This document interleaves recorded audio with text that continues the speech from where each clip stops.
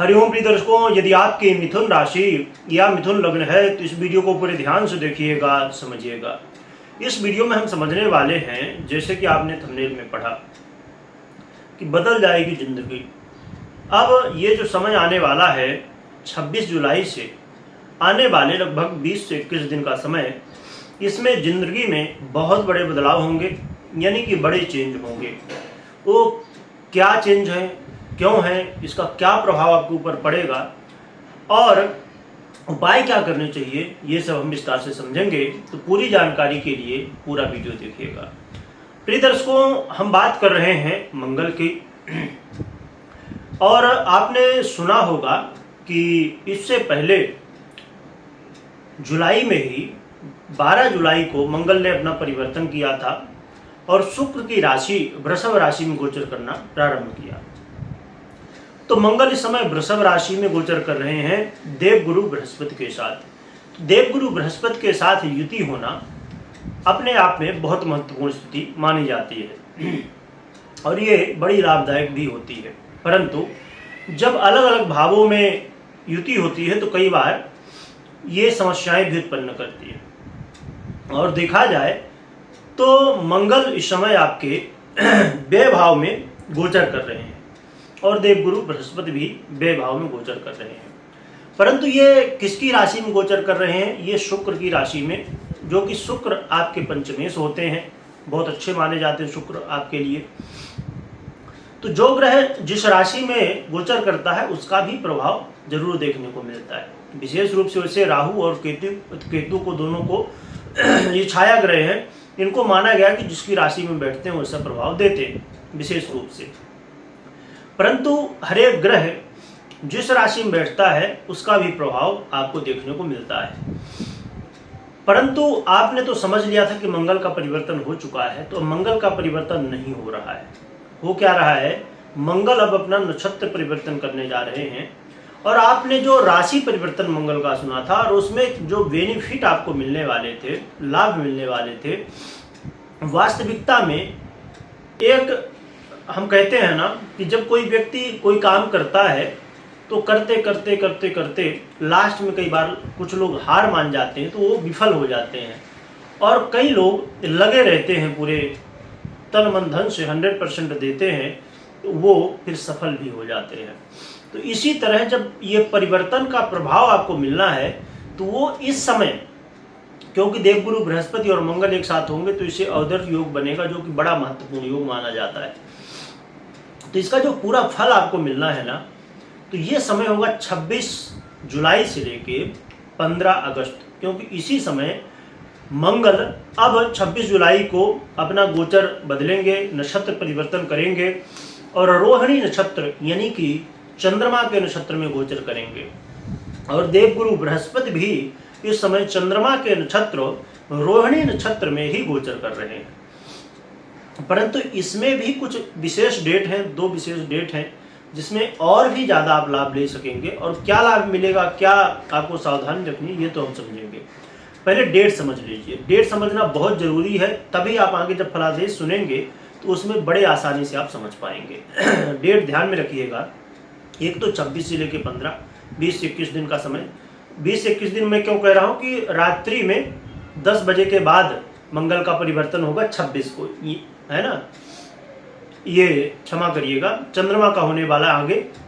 मंगल का परिवर्तन होगा रात्रि में 4:38, यानी कि कहना चाहिए कि 27 तारीख लग चुकी होगी, 26 तारीख की रात या 27 तारीख की सुबह हम मान सकते हैं। 4:38 में मंगल का परिवर्तन होगा चंद्रमा के नक्षत्र में।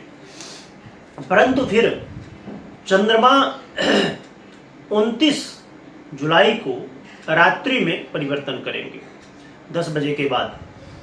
तो 29 जुलाई से 29, 30 और 31 ये 3 दिन होंगे। वैसे तो 2 ही है, क्योंकि चंद्रमा सवा 2 दिन में अपना परिवर्तन करते हैं।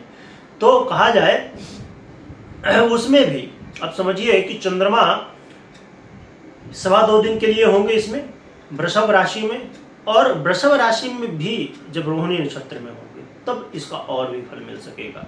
तो वो कुछ हम घंटों में फिर निकाल सकते हैं। परंतु मोटे रूप से आप 30 तारीख और 31 तारीख को ले सकते हैं, जिससे आप समझ पाएंगे कि ये बड़ा महत्वपूर्ण है। आगे हम समझेंगे क्या इसका महत्व रहेगा।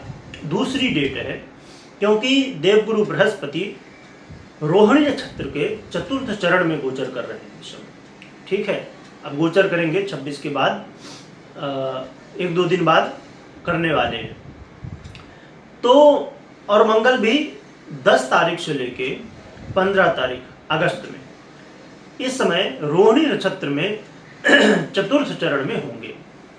तो ये समय होगा 2, एक तो 30, 31, 29 को भी रात में आप ले सकते हैं, और साथ में 5 अगस्त से ये 10 अगस्त से 15 अगस्त यानी 5 दिन, ये 2 डेट होंगी जो बड़ी महत्वपूर्ण होंगी। आइए अब प्रभाव क्या मिलना है इसे समझिए। देखा जाए तो व्यय भाव में गोचर कर रहे हैं, ये बहुत ज़्यादा श्रेष्ठ नहीं है।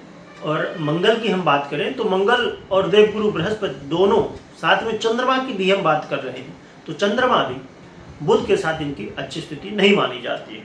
परंतु जब योग बनता है तो उसका प्रभाव भी कई बार जरूर आप फायदा उठा सकते हैं। कैसे उठाएंगे आप, ये हम समझेंगे। वैसे देखा जाए तो इस समय आपको सबसे बड़ी बात ये ध्यान में रखनी चाहिए कि आपको बिल्कुल भी कर्ज नहीं लेना चाहिए, लोन नहीं लेना चाहिए। यदि आप लोन लेते हैं, कर्ज लेते हैं, इससे आपको समस्याएं आगे देखने को मिल सकती है, यानी कि कर्ज चुकाने में समस्याएं देखने को मिल सकती हैं, और कर्ज दे भी नहीं किसी को।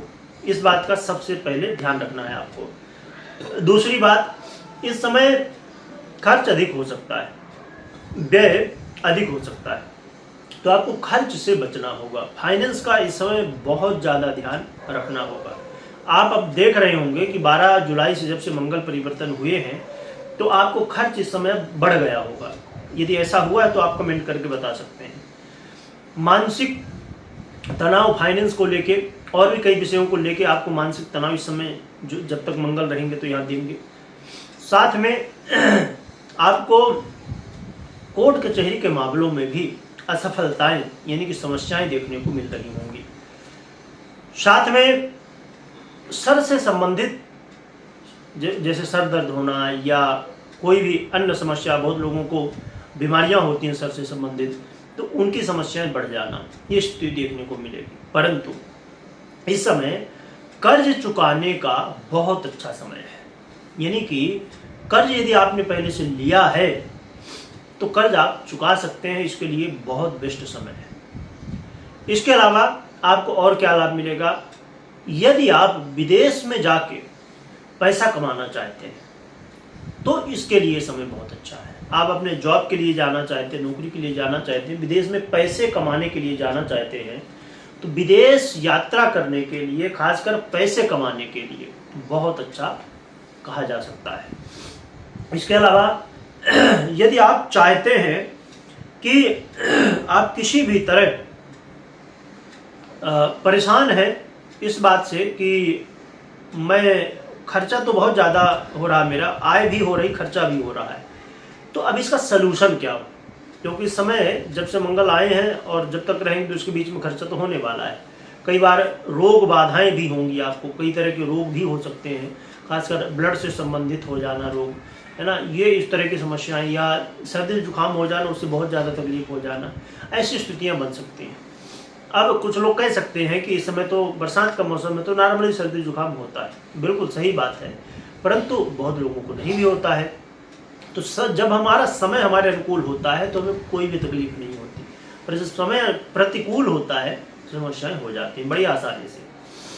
अब यहाँ पर और क्या, अब इससे कैसे बच सकते हैं, ये लाभ ही कहा जाए एक तरफ से होने वाला है।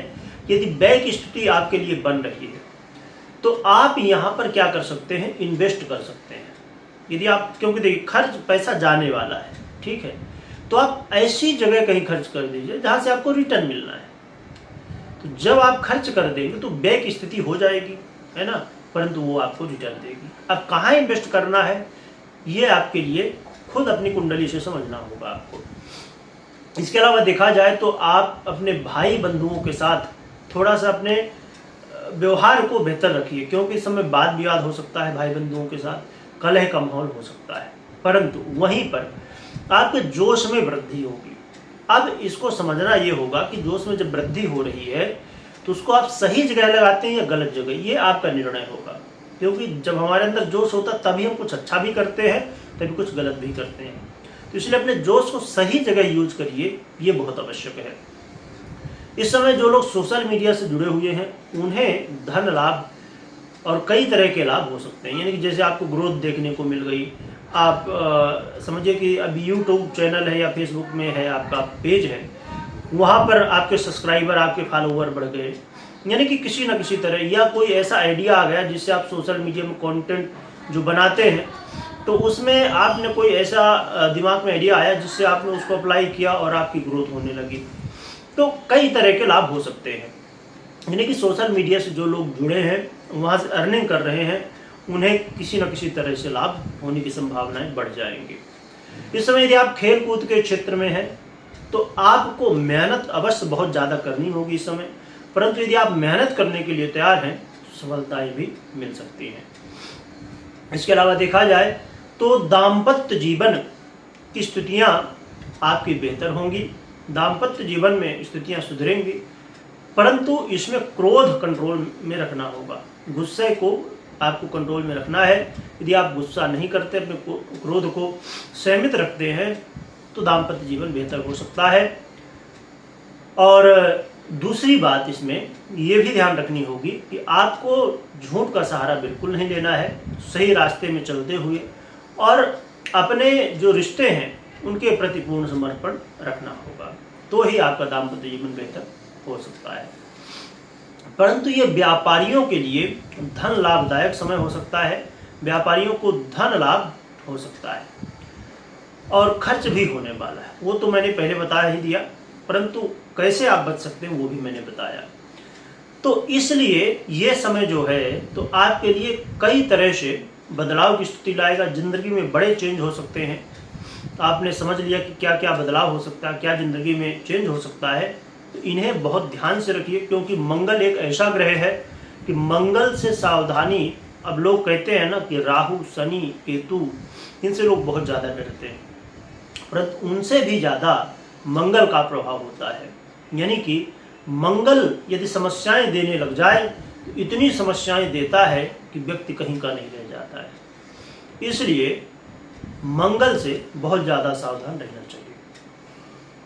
और जो कि एक बात पक्की भी है कि मंगल हो या कोई भी ग्रह हो, हमारे कर्मों के अनुसार ही फल देते हैं। फिर कहेंगे कि भाई यदि हमारे कर्मों के अनुसार फल देते हैं तो हमें देखने की ज़रूरत ही क्या है। बिल्कुल सही बात है, आप कर्म करिए, अच्छे कर्म करिए, परंतु जो आपने कर्म किया है वो कैसा है कैसा नहीं है, अब समझिए ये भी तो कर्म ही है कि आप जा रहे हैं कहीं और आप जानकारी ले रहे हैं वहाँ की क्या है कैसे नहीं है, तो ये भी तो कर्म ही है। यदि आप जानकारी नहीं लेंगे तो कहाँ जाएंगे, क्या जाएंगे, कैसे। अब कोई जाए प्लेटफॉर्म में और टिकट घर में, और टिकट घर में जाके टिकट मांगे कि मुझे टिकट दे दो, तो पूछेगा कि कहाँ की टिकट चाहिए, तो बताएंगे पता नहीं, टिकट दे दो, तो ऐसे टिकट नहीं मिलेगी आपको। इसलिए ये भी समझना जरूरी है कि आपको जाना कहाँ है, कैसे जाना है, कौन सी गाड़ी से जाना है, तो ये भी समझना आवश्यक है। अब हम बात करें उपाय की, तो उपाय के रूप में सबसे सरल उपाय है हनुमान जी की आराधना करिए। हनुमान जी की जितनी ज़्यादा आराधना करेंगे और कोशिश करिए, ये समय तो बहुत अच्छा समय है, बहुत एक मौका है आपके पास, भगवान शिव की सेवा भी कर सकते हैं, हनुमान जी की करें या तो भगवान शिव की करें, तो इससे आपका कल्याण होगा। और इसमें विशेष रूप से कोशिश करिए कि हर दिन मंदिर जाइए। इस समय ये बड़ा नियम होगा आपके लिए और बड़ा लाभदायक होगा कि हर दिन मंदिर जाइए, इससे काफ़ी ज़्यादा लाभ मिलेगा। और मंदिर में इस समय जैसे पब्लिक आती है, श्रावण चालू है तो पब्लिक भी बहुत ज़्यादा आती है, तो वहाँ साफ़ सफाई करने का यदि मौका मिलता है, मिलेगा ही क्योंकि गंदगी होती है, तो आप साफ़ सफाई करिए, जितनी सेवा भगवान की वहाँ पर कर सकते हैं करिए, इससे आपको लाभ मिलेगा। परंतु कोई भी महत्वपूर्ण निर्णय लेने से पहले आपको अपनी जन्म कुंडली को चेक करना चाहिए, फिर निर्णय लेना चाहिए, या तो कुंडली का विश्लेषण करवाना चाहिए। क्योंकि ये जो आपने सुना मुझसे, ये गोचर का प्रभाव है। कभी भी गोचर स्वतंत्र नहीं होता पूरा फल देने के लिए, और कभी आपकी कुंडली भी स्वतंत्र नहीं होती। दोनों को एक साथ ही करके हम समझ सकते हैं कि कैसा फल हमें मिलेगा।